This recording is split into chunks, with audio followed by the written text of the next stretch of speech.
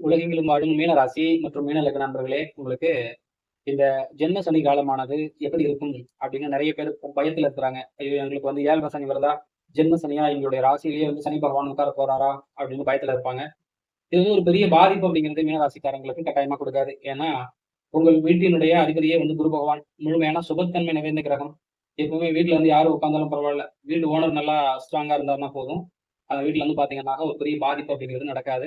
குரு பகவான் எங்க இருந்தாலும் உங்கள வந்து பார்த்து கவனிச்சுப்பாரு. சனியினுடைய தாக்கம் கர்மாவை அனுபவிக்க போறீங்க. சில கஷ்டங்கள விதிப்பலன்களை வந்து பார்த்தீங்கன்னாக்க, நீங்க கண்கூடா ஒரு தள்ளி போட முடியாத ஒரு சில செலவுகள், அதே மாதிரி உறவுமுறைகள்ல ஒரு சில நெருடல்கள், சின்ன சின்ன மனக்கசப்புகள், இந்த மாதிரி விஷயங்கள் வந்து பார்த்தீங்கன்னாக்க, உங்களுக்கு ஒரு பாதிப்பு அப்படிங்கிறத ஏற்படுத்தும்.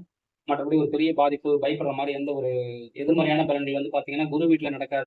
ஒரு மூவ்மெண்ட் அப்படிங்கிறது வந்து பார்த்தீங்கன்னா, கொஞ்சம் கம்மியா இருக்கும். அது மட்டும் கொஞ்சம் நீங்க தயாரா இருந்தீங்கனாலே போதும். பெரிய அளவுல பாதிப்பு அப்படிங்கிறது மீனராசி